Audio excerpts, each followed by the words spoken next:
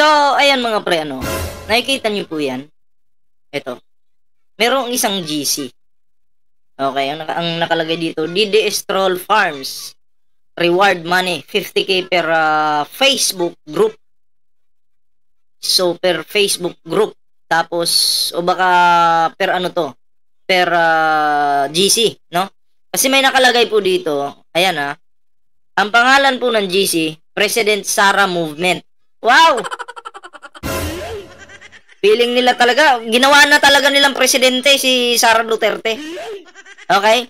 Ito po ay nagkalat, itong screenshot na to ay nagkalat po sa isang GC. I mean sa isang Facebook group. Okay? Na merong isang GC group na ang pangalan, no? Ito kukumpletuhin ko po yung ano, yung picture para makita nyo po, okay? Kumalat po ito sa isang Facebook group na Senator Trillanes Power. Okay? So, siguro may traitor sa GC, in-screenshot, tapos pinost doon sa Facebook group ng Senator Trillanes Power para maging aware yung lahat. Okay? So, yan po yung screenshot, no? Ang sabi po dyan, okay, maliwanag po yan na ang pangalan po ng GC, President Sara Movement. Okay? Tapos basahin po natin yung laman ng ano, ng diyan sa GC. Sabi po, guys, magpakalat lang kayo ng pagsuporta sa mahal nating Pangulo na si Sara. Nagtaka ako. Naging Pangulo pala si Sara Duterte? Paano naging Pangulo to si Sara? Diba? Okay lang na magpakalat ng pagsuporta, okay lang yun. Suporta yun eh. Wala tayong question dyan. Okay, pero nakakaduda na biglang naging Pangulo si Sara dito. Ang mas matindi dito yung kasunod. Ang sabi dito, yung pong 50k per group po ang hatian ng bawat members. Depende po yan kung ilan po kayo sa isang grupo. Okay, so ibig sabihin, sa GC po sila. Kung halimbawa, 10 kayo sa isang GC ng mga naninira sa administrasyon, paghahatian niyo po yung 50,000 pesos. Okay? Oo. So, klaro po yan, ha? So, kung totoo po ito, pero ako naniniwala talaga na totoo po yan kasi ako, sarili ko lang, kasi si Sara Duterte, mahilig po itong mamigay ng ano ng sobre. 'Di ba? Mahilig po yan. So sabi po dito, yung 50,000 pesos per group po, ang hatian ng bawat members. Depende po yan kung ilan po kayo sa isang grupo. Teka, yun pong 50k per group po, ang hatian ng bawat member. So pagkaintindi ko dito, 50,000 pesos. So kung ilan kayo sa GC, hati-hatiin nyo yan. Tapos eto pa yung kasunod, saan na yun? Eto, to. Yan. Salamat po, ma'am. May nag-comment si Ramil. Sabi pa dito, basta po ipagkalat natin ang paninira sa Bobong Marcos. Basta magkalat lang daw po sila ng paninira kay Pangulong Bongbong Marcos. Maliwanag po yan, Klarong-klaro po yan, Paninira ang plano ng mga kulangot. 'Di ba? Tinawag pambobo si Pangulong Bongbong Marcos tapos sila yung naninira. 'Di ba? So pera-pera itong mga grupo na 'to. Basahin pa natin. Ayan maghintay lang po kayo ng next na gagawin sa susunod na araw. Ma'am, sa Twitter po kayo mag-register. So, may mga registration to. No? Ang nag-uutos dito, may profile po. Ang profile si Sara Duterte. Siguro ito yung hindi naman pwedeng sabihin si Sara yan. Ibig sabihin, ito yung isa sa nagbibigay ng bayad. Sa galamay ng isa to sa galamay ng mga dutae. So, maliwanag po dito mga pre, na meron po silang GC. Diba? May GC po. Oo. Kalat po ito sa isang group. Facebook group. Kalat po. magtaka. Diba? Huwag na po tayo magtaka kasi diyan nga sa Kongreso, diba? Yung mga sobre na imbestigahan dyan, mga puting sobre, diba? Na pinapamigay di umano ni Sara Duterte, no? Ng opisina ni Sara. Diba?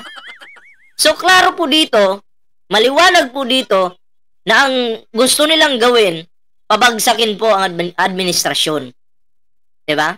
Kasi na-mention po dito, or nabasa po natin dito, meron po silang paninira sa Pangulo. Paninira po ang kanilang goal. O, paninira, siraan ng administrasyon, kung ano-ano mga sasabihin, guluhin. Ginugulo ang isipan ng mga Pilipino, kaya yung mga bangag-bangag issue na yan,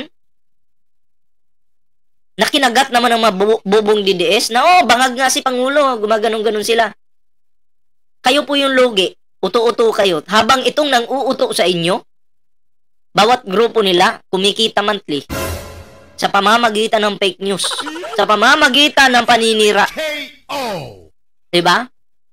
Sa pamamagitan ng paninira, 50,000, halimbawa, 20 kayo sa GC, o hati-hatiin nyo yung 50,000, o tig magkano sila. Or di kaya, 10 sila. Oh. Kasi isa po itong GC. Isa po itong GC. Kung mapapansin nyo po, yung mga yan, nagkalat po yan sa Facebook. Doon po nag-share ng kung ano-anong paninira. Pero yung kanilang mga Facebook is mga dummy accounts. Dummy accounts. Minsan nasa YouTube naman po sila. Hindi totoong pangalan yung gamit. Wala pang picture. Tapos may paninirang ginagawa ka sa administrasyon kay Pangulong Bongbong Marcos. Bakit po? Ginagawa po nila ito ngayon para itong si Sara Duterte mapalitan ang ating Pangulo. Para maagaw ni Sara Duterte yung posisyon ng ating mahal na Pangulo. Klarong-klaro po ito. No? Talagang doon sa side ni Sara Duterte na mga kulangot na mga vlogger-vloggeran at itong mga dami na to, talagang pera-pera po sila doon. Pera-pera po sila doon. Diba? Kaya pala si Sara Duterte, hingi ng budget. Ang tanong, para saan kaya yung mga budget na hinihingi ni Sara? Para ba sa mga Pilipino? Para ba sa bayan? Or para dito sa mga ganito? Diba? Nakakapagtaka. Kaya yun yung tanong ko. Yung hinihingi ba ni Sara Duterte ng mga budget ay para ba dito sa mga trolls na to? Malinaw, ang pangalan ng GC, President Sara Movement. Anong movement yan? Paninira. Diba? Klaro po yan. Tapos sasabihin nyo, ang mga bayaran, mga PBBM vloggers? Oo, bayad sila. Ang mga PBBM vloggers ni YouTube. Diba? Bayad ni YouTube yan. Klarong-klaro po dyan. Kami, may mga ebidensya kami. Diba? Ang kaibahan lang po sa kanila, binabayaran sila pero paninira yung ginagawa. Paninira. Diba? Pero kami, binabayaran din kami. Kaya nga lang si YouTube nagbabayad. Bistado na naman yung mga dito, Dutais. Booking na naman. Sara Duterte, huwag ka nang magmalinis. Ha? Tanong ko lang kay Sara Duterte. Yun bang mga sobre na naimbestigahan dyan sa Kongreso? Itinatanggi mo ba yun? Or inaamin mong totoo yun? Kasi marami ng ebidensya eh. Dagdag pa to. Dagdag pa yung mga bayarang vlogger-vloggeran sa kabila. Diba? Bayaran. Kasi bakit po? Nagpapakalat sila ng fake news. Katulad ni Jojo de Guzman. Malaki po yung bayad dyan sa pagpi-fake news niya. Yung edit niya yung pera. Tapos ipopost niya.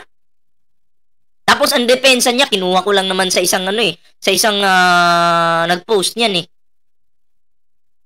Hindi na daw niya maalala kung sino yung nag-post. Imposible. Hindi mo maalala. Bigyan kita ng example. Mag-aral ka sa isang paaralan. Nung nag-graduate ka sa isang paaralan na yan, hindi mo na maalala kung anong paaralan yon. Kinuha mo yung picture na yan doon sa isang tao tapos di mo maalala. So, ibig sabihin, ikaw yung gumawa niyan kasi hindi mo maituro kung kaninong post yun. At sa dinami-daming Pilipino na nagbabad sa Facebook, sa'yo lang nakita yung post na yun, hindi nakita sa iba. Sa'yo lang. Kaya po, itong si Jojo de Guzman, malay natin, siya yung founder. Baka ikaw yung pakana nito, Jojo de Guzman. Ha? Kasi expert ka sa paggawa ng fake news. Sanay ka. Oh. Sanay po itong Jojo de Guzman na to, nakulangot na to. 'Di ba? Example na lang yung pera na nasa mesa. Edited. Kaninong post yun? 'Di ba sa'yo? Sinong pagdududahan namin ngayon? Unang-una, ikaw at ang kampon mo. Ayan o. Basta po, ipagkalat natin ang paninira sa Bubong Marcos. Bubong Marcos daw. Sabi nito. Oh. Diba? Bistado. Huling-huli na. Booking. Nga. KO! Kaya yung mga gawain ninyo, wag yung ibabalik sa amin. Wag. Labas muna kayo ebidensya. O, ebidensya muna. KO! Diba? Para magkaalaman tayo. Pero kung magsasabi lang kayo, si Ballpoint Man, bayaran yan. O di patunayan mo sino yung nagbabayad sa akin. Alam nga namang ako yung maglabas ng ebidensya. Ikaw yung nag-akusa sa amin. Tapos kami maglalabas ng ebidensya. Ano, tanga? Diba? Kaya, sayang po, sayang yung pera ng mga Pilipino. Napupunta lang po sa mga trolls. Sa mga trolls, sa mga vlogger-vloggera nila. Diba? Napupunta lang po doon yung pera ng taong bayan. Pera ng mga Pilipino.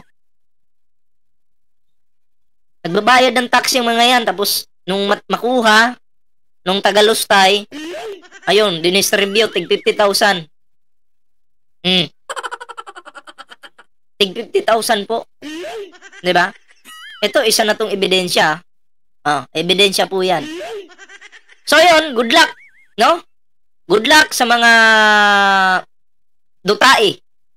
Kaya ngayon, binubuking natin itong mga to kasi, para hindi makalusot itong mga nila, itong mga kandidato nila, na nakikita naman natin na pag ito'y nanalo, magnanakaw ng magnanakaw ito eh. At pag ito nakaupo, mauubos yung pera ng yung kaba ng bayan. Diba? Mauubos. Kasi, ibabayad lang po nila yan sa mga ganitong tao, klaseng trolls.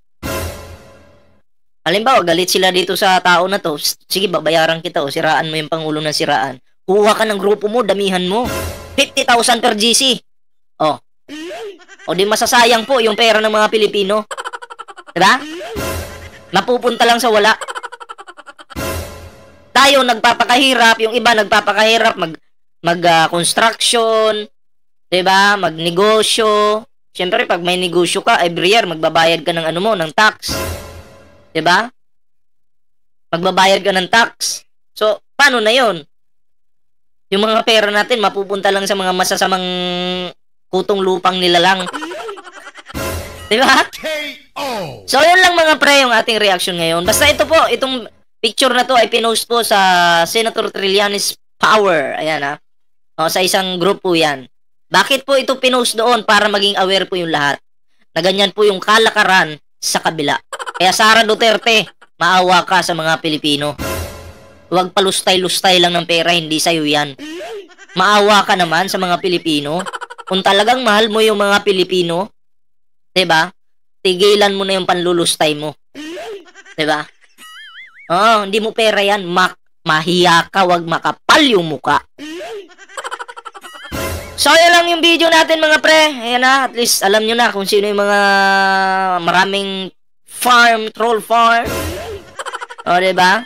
So, bago po tayo magtapos mga pre sa ating video, meron po tayong Facebook page dito, Ballpoint Man 2.0. Siyempre, may TikTok din po tayo. Meron din po tayong Timbirador na Facebook page. Kaya nasa hindi pa po nakasubscribe, subscribe, like, share, okay? O, diba? So, yun lang. Kita-kits po tayo sa susunod na video.